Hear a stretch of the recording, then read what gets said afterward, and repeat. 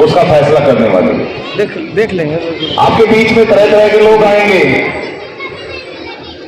खूब कस्में खाएंगे, वायदे करेंगे। मैं तो आपके बीच में आया हूं चश्मे के लिए, मोनिका राठी की वोट मांगने के लिए। तो लोग आए, सारी मेरी माताएं बहनें बहन, उनको बोलना पिछले 8 साल से भाजपा की सरकार रही यहां बहादुरगढ़ में, न केवल बहादुरगढ़ बल्कि पूरे हरियाणा में भाजपा की सरकार थी। नगर परिषद में इनका गठबंधन था और किसके साथ? कांग्रेस के साथ। लेकिन उसके बावजूद हमें मिला क्या? हमें मिला पीने को गंदा नहीं, बंद हुए सीवर, खराब लाइटें, ना साफ होने वाली सड़कें, गलत प्रॉपर्टी आईडी, हाउस टैक्स गलत चढ़ा दिए और ना जाने कितनी ही शिकायतें हम लोग करते रहे। ना नगर परिषद ने कभी सुनी, ना वहां अधिकारियों के कान में जुड़ेगी। कारण क्या था उसका? क्योंकि नगर परिषद पूरी भ्रष्टाचार के आखंड में लीन थी। वो लीन थे भ्रष्टाचार करने के लिए। मैं तो आपको एक एक बात बताना चाहता हूं, क्योंकि सफाई के जब इनका गठबंधन नहीं हुआ था तो सफाई के बहाने महीने के 30 लाख रुपए जो खर्चा हुआ करता, वो इन लोगों ने 40 करोड़ रुपए के लगभग साल का कर दिया। 40 करोड़ कोई छोटा अमाउंट नहीं है। आपने देखा होगा जब घर में हाउस टैक्स के बिल आए, आपने देखा होगा जब प्रॉपर्टी टैक्स के बिल आए, एक नया टैक्स इन लोगों ने इजाद किया, वो टैक्स था सफाई सेस। सफाई सेस के बहाने 400, 500 रुपए, 800 रुपए एक एक घर से लिए गए। वो क्यों लिए गए उसकी तय में आम आदमी को नहीं पता, मैं आपके बीच में आज बताने आया हूं। वो इसलिए लिए गए क्योंकि जब नगर परिषद का खजाना खाली हो गया, इन्होंने सरकार से डिमांड की कि नगर परिषद के पास और पैसे नहीं है खर्चा करने के लिए, इसलिए और पैसे दिए गए। सरकार बोली लोगों पे टैक्स लाद दो, लोग अपने आप करेंगे खर्चा, तो इसलिए इन्होंने हाउस में एजेंडा पास किया और आप लोगों पे टैक्स लाद दिया। हम उस बात के विरोध में थे, हम उस बैठक में नहीं गए इस बात के लिए, क्योंकि हमें पता था दोनों मिले हुए हैं। इनका मकसद आप लोगों के लिए काम करना नहीं था, इनका मकसद था किस तरह भ्रष्टाचार को अंजाम दिया जाए, कैसे नगर परिषद का खजाना खाली किया जाए, वो मकसद था। हम पार्क में बैठे हैं, पार्कों के बारे में बताना चाहता हूं। पूरे बहादुरगढ़ में लगभग 18 करोड़ रुपए के पार्क बनाए गए, 18 करोड़ रुपए के।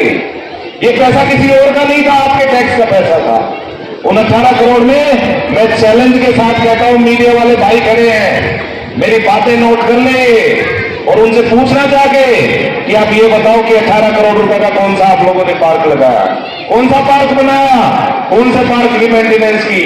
मेरे वार्ड में भी 5 पार्क थे, हालात ये थे जैसे आपके वार्ड में जय भगवान जी और संजय गुप्ता जी मेंटेनेंस करते हैं, आप लोग सारा सहयोग करते हो, और तो और चौकीदार की भी तनख्वाह आप लोग मिलजुल के देते हो। ये बड़ी शर्म की बात है किसी भी नगर परिषद के लिए और उन लोगों के लिए जो उस नगर परिषद में राज करते हैं, क्योंकि उनकी नाकामियों और उनके निकम्मेपन की वजह से ये स्थिति आई है। अगर वो काम करते, ये काम नगर परिषद का होता है। जब हम टैक्स नगर परिषद को देते हैं तो ये नगर परिषद की जिम्मेवारी होती है कि वो अच्छा पार्क बनाए, रहने वालों को अच्छी सुविधाएं दे। या ना पार्क की फैसिलिटी है, या ना लाइटों की फैसिलिटी है। पानी के बहाने 45 करोड़ रुपए के पाइपलाइन बिछा दी इन लोगों ने, हमने योजना की। मुझे आज तक समझ में नहीं आया वो 45 करोड़ रुपए की पाइपलाइन इन लोगों ने बिछाई कहां पे। वो 45 करोड़ रुपए बिल्कुल जीरो कर दिए इन लोगों ने, क्योंकि आज भी, पहले भी गंदा पानी पी रहे थे लोग और आज भी गंदा पानी पी रहे हैं। एक और मुद्दा आपको बताता हूं, आप रेलवे रोड से चलने लग जाओ और किले तक चले जाओ हमारे वार्ड तक, पूरे बाजार में पिछले 8 साल से भाजपा की सरकार रही, उससे पहले 10 साल कांग्रेस की सरकार रही। इन 18 सालों में इन लोगों से एक टॉयलेट नहीं बना पाए ये लोग। कितनी शर्मनाक बात है जब गांव से माताएं बहनें हमारी आती है यहाँ पे बाजार में खरीदारी करने के लिए, छोटी छोटी दुकानें हैं, टॉयलेट की व्यवस्था नहीं है। हमने वायदा किया आप लोगों पे, ये घोषणा पत्र आपने पढ़ा होगा हमारा, इस घोषणा पत्र में पहला हमारा मुद्दा है, क्योंकि हमारी आदत नहीं है झूठ बोलने की, ये लोग झूठे हैं। हमारी आदत नहीं है आप लोगों को दगा करके आप लोगों से वोट लेने की। आप लोगों के बीच में आज वायदा करके जा रहे हैं हम। इसका पहला मुद्दा है, जो लोग वो 18 साल में नहीं कर पाए वो 3 महीने 6 महीने में करके दिखाएंगे हम लोग। पूरे बाजार में टॉयलेट की व्यवस्था जिन लोगों ने नहीं की, उनको आज चैलेंज देता हूं। अब वो आएंगे आपके बीच में, खूब सारे बातें करेंगे, वो बोलेंगे हम भी टॉयलेट बनाएंगे। मैं कहता हूं 18 साल तक तुम लोग कहां थे? 8 साल भाजपा ने राज किया और 10 साल कांग्रेस ने राज किया। और इसी के साथ साथ आपके यहाँ की भी बहुत ज्यादा समस्याएं हैं, क्योंकि हमने जब सर्वे किया था हमारी टीम ने, बहुत सी ऐसी कमियां हमें पता लगी। जैसे पार्क की कमी हमें पता लगी, पार्क को मेंटेन आप लोग करते हो, पार्क के लिए काम आप लोग करते हो, यहाँ चौकीदार की तनख्वाह आप लोग देते हो। ऐसे ही पूरी मंडी में, पूरी इस एरिया में सबसे बड़ी एक समस्या है गोवंश की समस्या। गोवंश के साथ साथ बंदरों की समस्या। बंदर इतने हैं, बहुत परेशान रहते हैं। देखिए हम तो सुबह उठ के ऑफिस चले जाते हैं, लेकिन सबसे ज्यादा समस्या माताओं बहनों को आती है।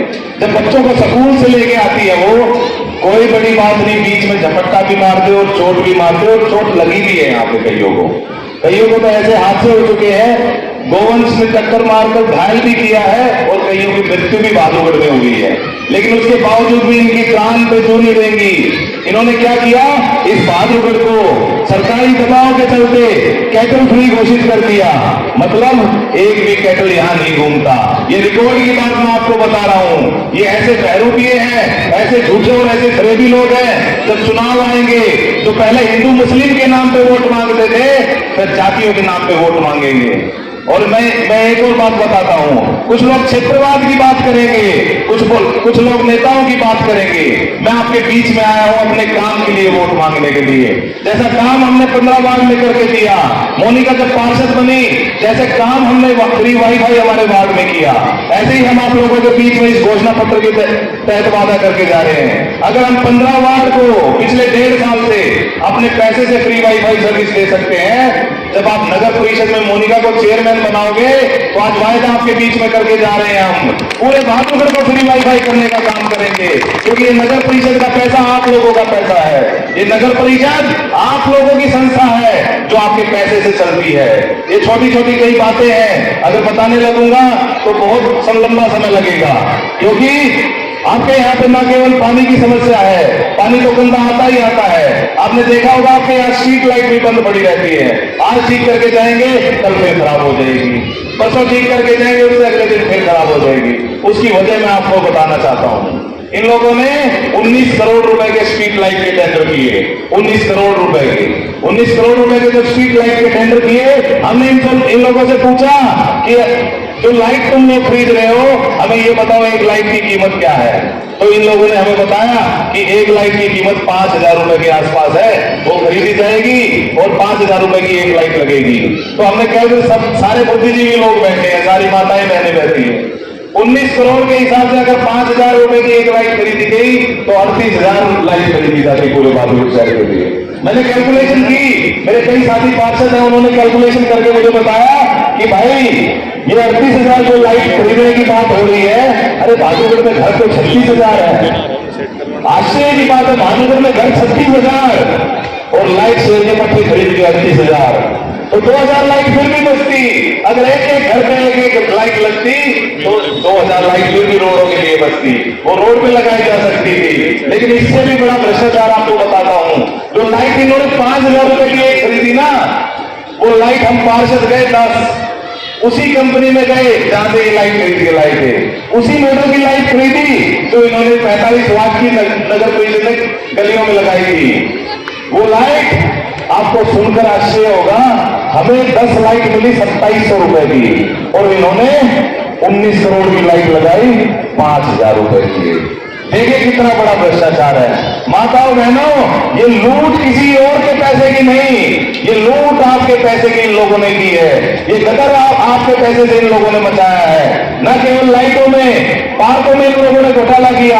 आपके यहाँ भी देखा होगा आपने, जो मैस्टिक की परत काले तारकोल की सड़क बनी होगी कहीं ना कहीं, बनी है आपके वार्ड में? अच्छा यही बनी है, चलो ठीक है। आप कभी देखना ये जो कारकोल की सड़क बनी, इसके एवज में 17.5 करोड़ 18 करोड़ रुपए नगर परिषद का टेंडर हुआ। और उस टेंडर के तहत अगर वर्क ऑर्डर की कॉपी देखोगे तो 1 इंची की मोटाई होनी चाहिए उस सड़क की। आपके साथ में सड़क बनी हुई है, सबके घर में स्केल रखे होंगे, कभी एक बार उठा के नाप के देख लेना। अगर 1 इंच की सड़क मिल जाए, आज ही राजनीति से संन्यास ले लेंगे हम लोग। इन लोगों ने ऐसी बेकायदगी की करी है बादुगढ़ में जिसका कोई अंदाजा नहीं लगा सकता। वो जो सड़क बनाई है वो आधा इंची से ज्यादा की नहीं होगी। आधा इंची का मतलब अगर 18 करोड़ का टेंडर किया तो 9 करोड़ ऊपर के गोलमाल करके, वो 9 करोड़ रुपए आपके थे। इन लोगों ने नए पार्क के लिए ठेका दिया। आपने देखा होगा लाइन पार्क में उधर 2 पार्क बने हैं नए। वो जो 2 पार्क बने उसके एवज में जो ठेका दिया गया उसमें मैंने कंप्लेंट लगाई तो वो ठेका रद्द हुआ। वो रद्द क्यों हुआ? इन लोगों ने ई टेंडरिंग के माध्यम से जानबूझ के 80 लाख रुपए प्लस का ठेका कर दिया। जो ठेका 2 करोड़ रुपए का होना चाहिए वो ठेका 2 करोड़ 80 लाख रुपए का कर दिया और उसके बदले में 80 लाख रुपए आप लोगों के खाना चाहते थे। हमने कंप्लेंट लगाई, ठेका रद्द हुआ, वो 80 लाख रुपए आपके बचाने का काम हम लोगों ने किया। ऐसे ही प्रधानमंत्री आवास योजना का बड़ा घोटाला हुआ। मैं ऑन रिकॉर्ड बोल रहा हूं, ये 27 वाले साथी खड़े हैं, मैं इनको कहता हूं रिकॉर्ड करो मेरी बात को। प्रधानमंत्री आवास योजना के 88 लाख 68 हजार रुपए इन लोगों ने निकलवाए। 88 लाख 68 हजार रुपए नगर परिषद के खाते से निकाल लिए। जब जांच हुई तो मैंने उनसे पूछा, सर ये तो बता दो, 2 साल हो गए पैसे निकले को, उसका रिजल्ट क्या हुआ? तो पुलिस ने मुझे बताया कि वो जो चेक निकाले गए थे वो बिहार झारखंड का रहने वाला था।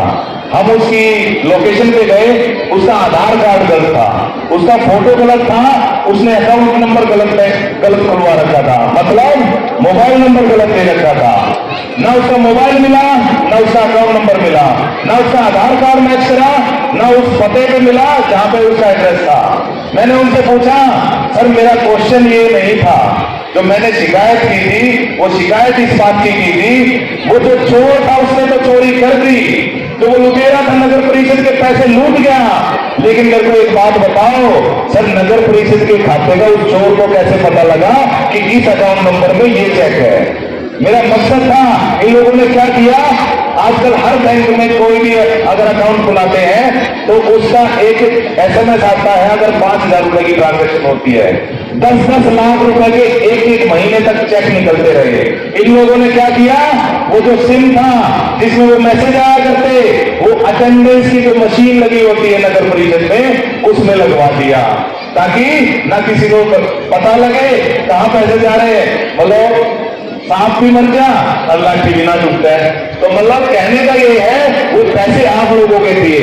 अगर वो 89 लाख रुपए आपको मिलते, ना केवल उन गरीब आदमियों का भला होता जो घर नहीं बना सकते, घरों की रिपेयर होनी चाहिए थी, वो गरीबों का पैसा था।